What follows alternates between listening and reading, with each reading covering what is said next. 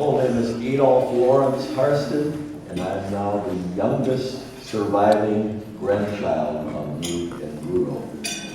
The oldest surviving grandchild is Dorothy Harstad Fenner, who turned 100 last month on September 9th, I understand. And the fact that I mentioned Dorothy is a reminder that I'm a relief pitcher here, because her father was a relief pitcher for the Cleveland Indians back in 1915, 102 years ago. The team was not nearly as good as the Indians this year. But I am a relief pitcher also for my brother Pete. Dr. Peter T. Harstad was to present here tonight, but in May he asked me if I would consider taking his place, and he died a few weeks later. So blessed be the memory of Pete, who died in the Lord. So think about the large chunks of time that Harstad generations cover. I'll just line it up for you a little bit. My father was born 115 years ago, in 1902. His father was born 169 years ago, that's Bjug. And his father was born 217 years ago, in the year 1800. So in 4 generations, well, and some of us from this generation might live another 20, 25 years. So that means that in 4 generations only, we can cover about 240 years. Early American history doesn't seem that far away, and Bjug doesn't seem that far away when you stretch the ages and generations like that. So the topic before us now is Bjug Harstad. And he did not like to talk or write about himself. He was very shy about that. He found it unpleasant to talk about himself and his family. But it sure is pleasant for us to be able to make him the center of our conversation here tonight. So let's do that. I want to give Bjug's life in context here. Bear with me as I run through a list of things. You can enjoy your meal while I'm doing this. Don't feel bad. You won't be insulting me while you enjoy your meal, okay? First of all, Bjug did not live a boring life. And as I say in my notes here, that is a lighties of the highest degree.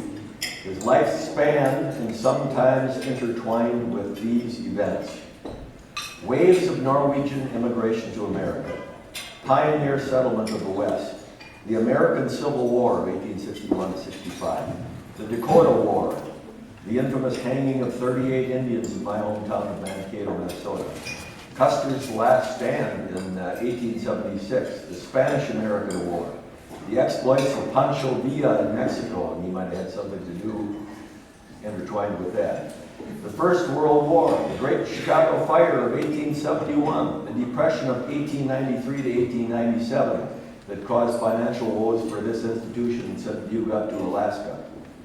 The Yukon Gold Rush of 1898, the San Francisco earthquake of 1906, crash of the stock market in 29, Great Depression, assassination of 3 presidents of the USA. I can give you a quiz after a while and see if you can name them.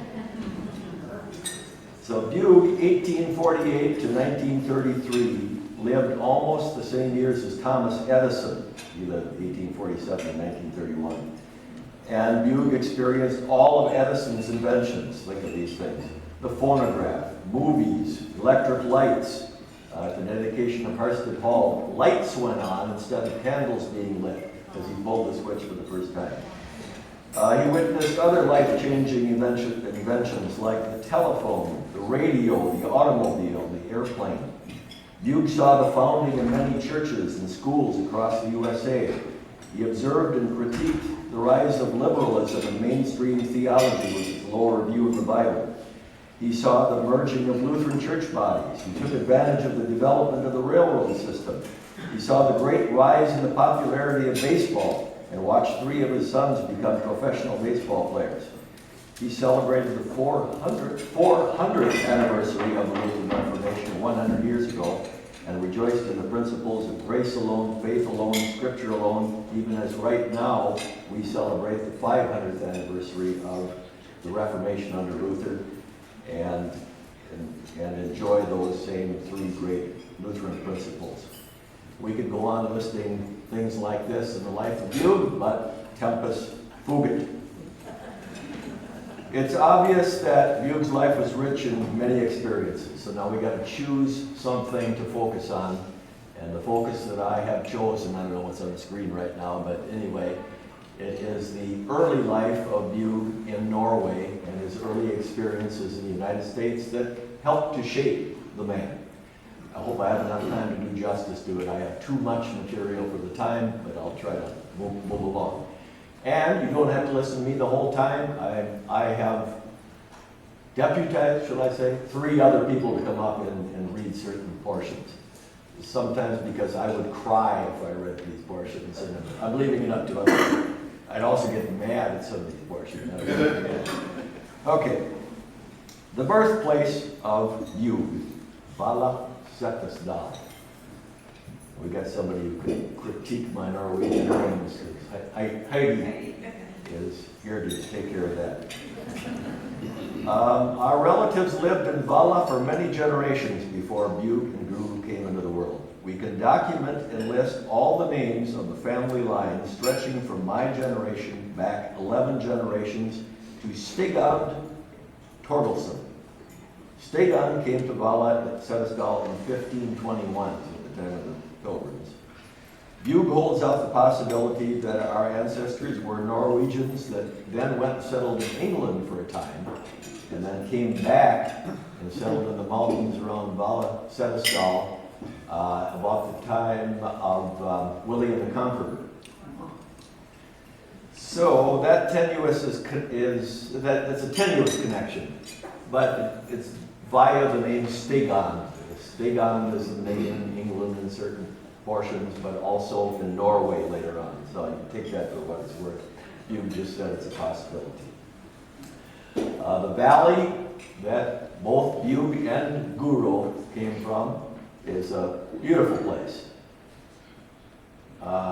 Craig is smiling because he went there on his honeymoon and he didn't care about it at all.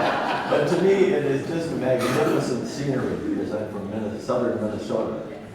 It's got the Atra Valley running down the middle, and it's got mountains on both sides, different levels of mountains. On the east side and on the west side is a monumental stone rock mountain that rock scalers delight in today when they go there. It's a vacation land, not only for Norwegians, but Germans and other people. I just love to go there.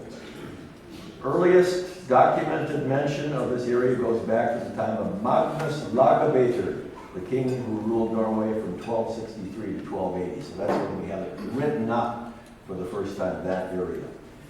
Now I have a section on the people of Vala. So this is the stock that we come from.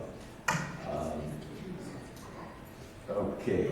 I'm going to mention a few things while they come to my mind also.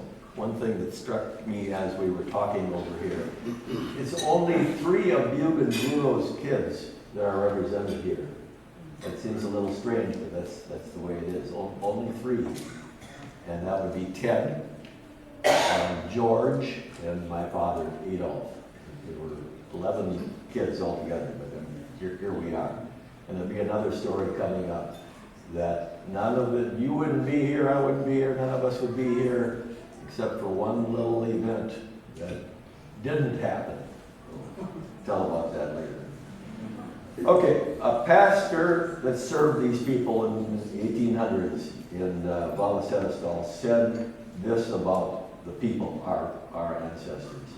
He paints a rather glowing characteristic of these people, but then he adds quickly, their isolation gave them a peculiar stamp. In other words, our people were different. If they were. Here's what he writes. They are able, diligent, and persevering in labor when need be, but they can also take it easy. The women are generally of medium tallness, well-formed, well-fed, and really handsome. In mental and spiritual respect, the men as well as the women are very well gifted. The children are quick and eager to learn and like to go to school. I have found several even highly gifted. And then Bjug gives his own take on this after he quotes that pastor.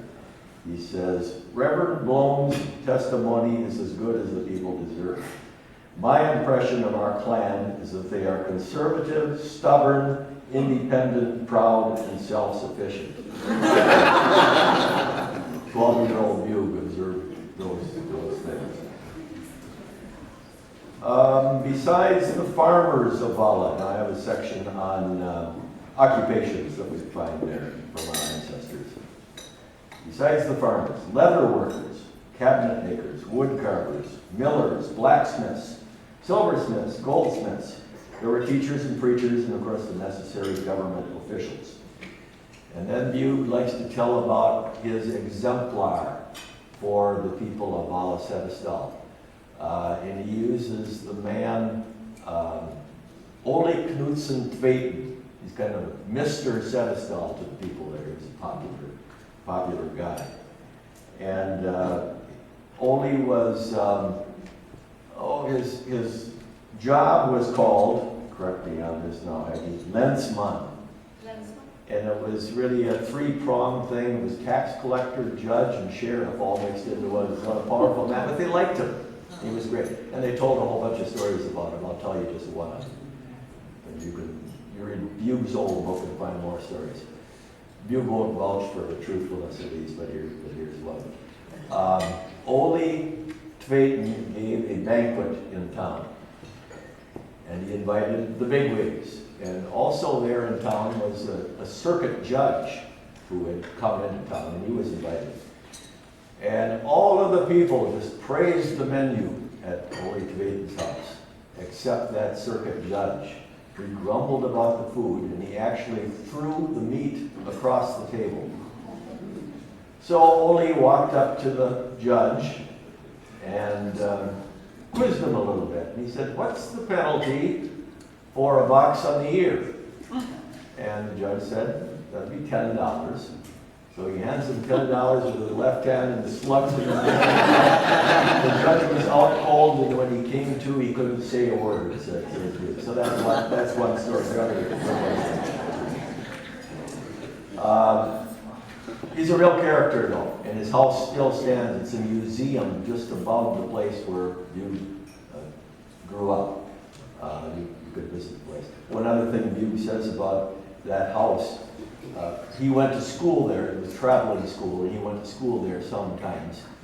And at the entry was a granite slab of stone with a big ring on top. And that's where they tied the prisoners when they were on trial. We had to be in front of Holy Faith. That's still there. Both those things are still there. Maybe some of you have seen it. I know we got people who have visited Vala. During the German occupation in the Quisling years, the Nazis prepared a propaganda film, and it was filmed at Vala Sedestal.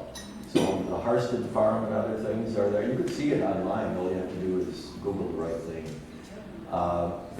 It tries to show these happy Vala Sedestal people going about all their business just as happy as can be during the German occupation and, as I say, the Quisling years.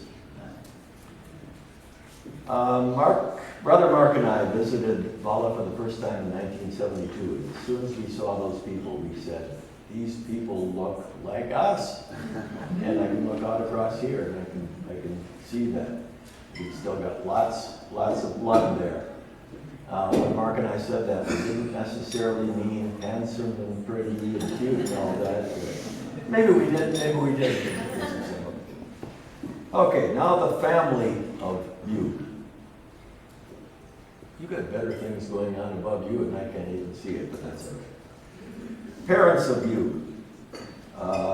Anand Tollefson Akra, born in 1800, and Torbjørg Kittelsdottir Harstad, 1810. And that shows you that the family name comes from the woman's side of the family, or Bjug calls it the distaff side of the family. That's a new term for me for the woman's side of the family. Because she's at the spinning wheel, yeah, I didn't know. But anyway, the distaff side of the family. So we men didn't mind giving up our name. Our name would have been Accra. That's the farm that the men came from, but got into a farm owned by the woman, Harstad. Okay. Anand and Torbjörn had 10 kids, 4 girls and 6 boys, and Bjug was the youngest of the boys. So 2 younger sisters came after him. Bjug was born on December 17, 1848. We'll say for now on a farm called Harstad. Harstad was owned by Bjug's uncle, Anand's oldest brother, whose first name was also Bjug. So Bjug was a rather common name then. Within Harstad, on the eastern side of the valley, in Upper Harstad, was a little piece of ground called Gungshai. Gungshai. Uncle Bjug had leased this plot of ground to his younger brother Anand. We got a copy of that lease, the legal copy of it. It's kind of neat to read it. Denizens of Vala remember the family up at Gungshai as, here's their terminology, gifted and talented, but very poor.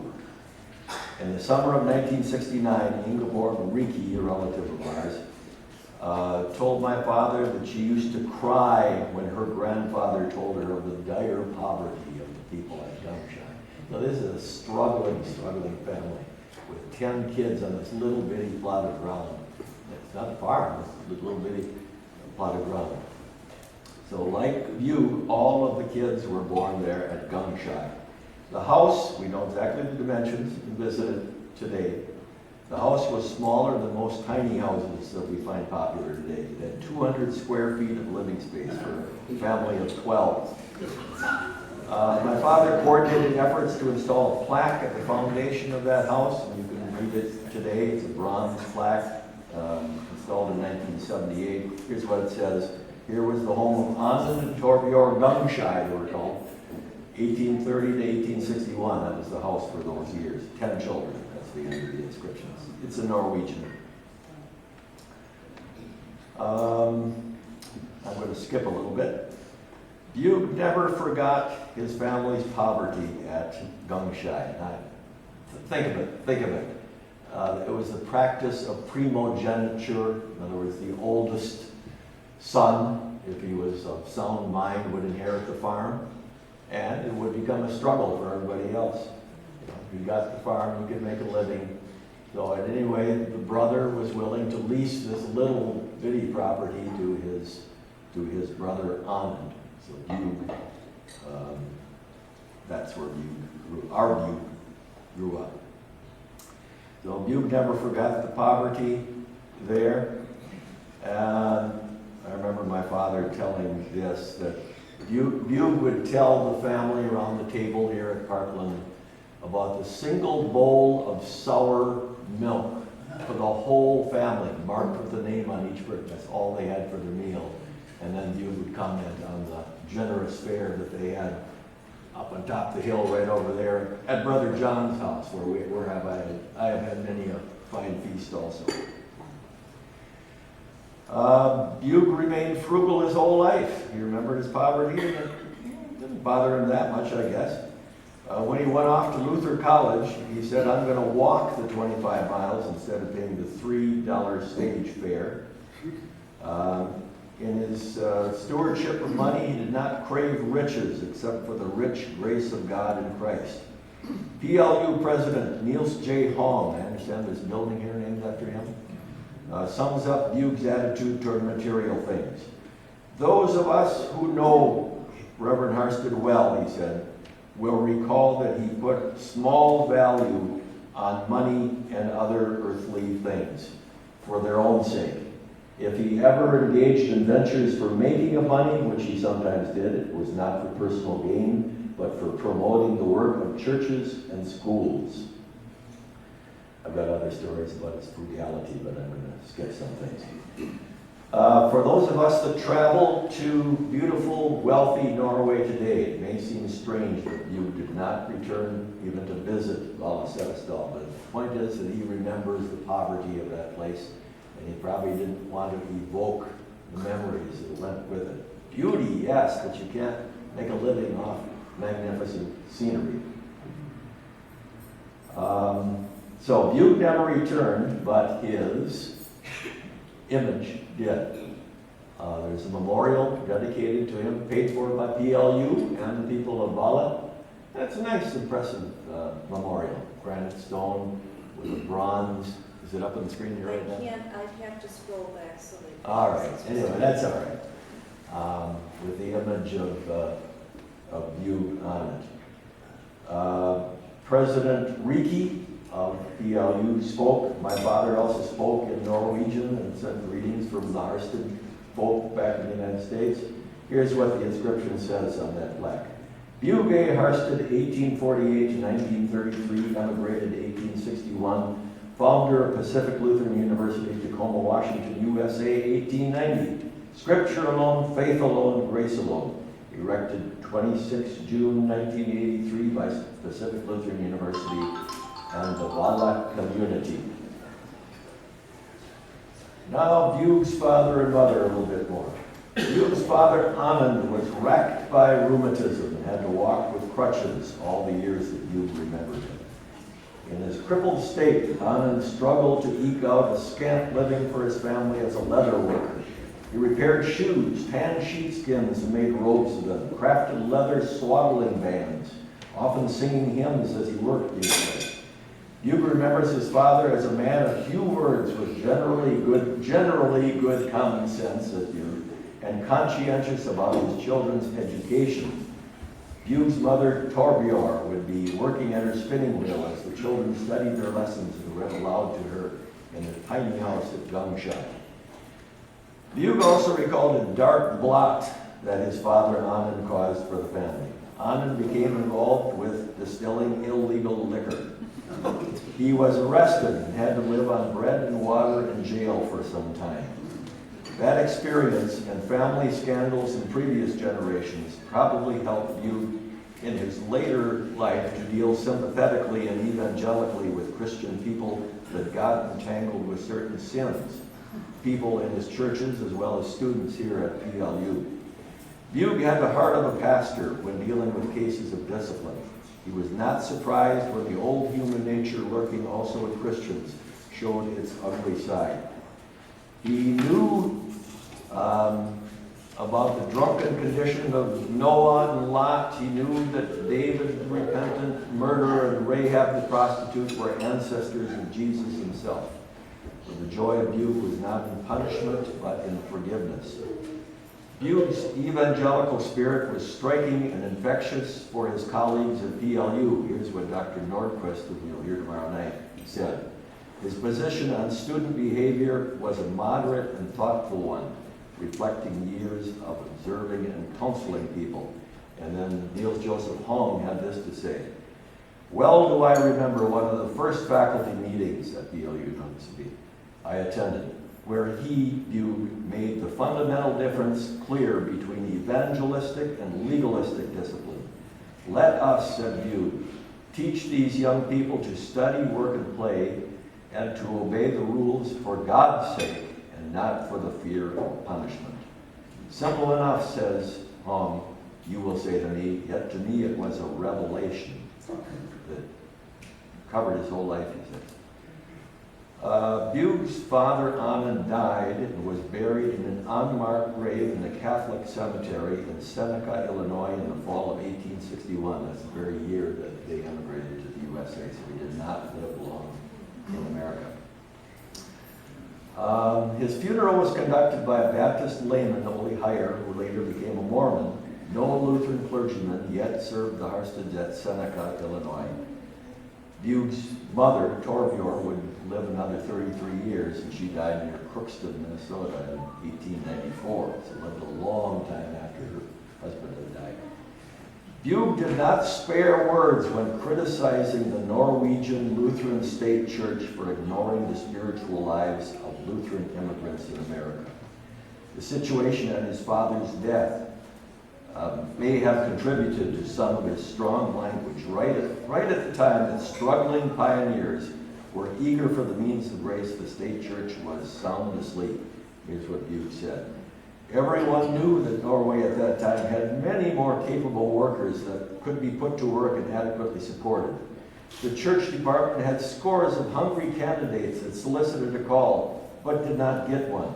But has anyone ever heard that earnest efforts were made to send any of them over here to serve the pioneers? He's writing that from here in Parkland later on. Bjug himself would later see the American pioneers as his mission field and souls ripe for the harvest in the Dakota Territory, before the Dakotas were states, in Minnesota, Washington, Oregon, Alaska, and California. While busy with the duties of Minnesota District President, in the Midwest he founded 17 congregations and 4 schools. These were academies. For a time, a dugout cut into the side of a hill became his home.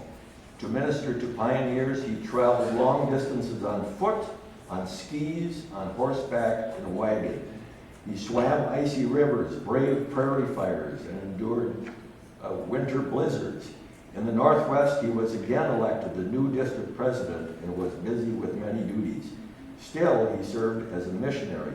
In one venture, while riding on the back of his horse Flyer, like that name, he covered 890 miles through the Willamette Valley of Oregon to bring the gospel to churchless Norwegians. He came home for just a few days and then took off again. That's to say nothing about his quest for gold in Alaska to help this institution get bailed out. Got one more example of his missionary work on the way to Alaska. While in search of Klondike gold, which proved elusive, he felt privileged to share along his journey the greater gold that thieves cannot steal and moth and rust cannot destroy. Here's one example. On a Sunday, while on board the steamer City of Seattle, which was jammed with about 800 rough and tough passengers, you can imagine the people going up there, most of them today gold. Very few women and children on board with these rough guys. He describes them a little bit. But he asked himself, well, on a Sunday, how can I bear witness of my Savior today? And the opportunity soon rose. Some people on ship were gathering around a man with a guitar and were singing some of the newer Sunday school hymns. When there was a hiatus in the singing, Bjug stepped forward and first thanked the singers. Then he proceeded to speak on John 3:16 to about 200 people.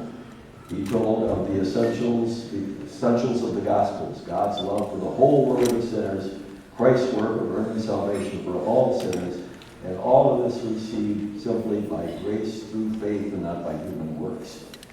Bjug said he was amazed at the attention of the large crowds. He had the boldness to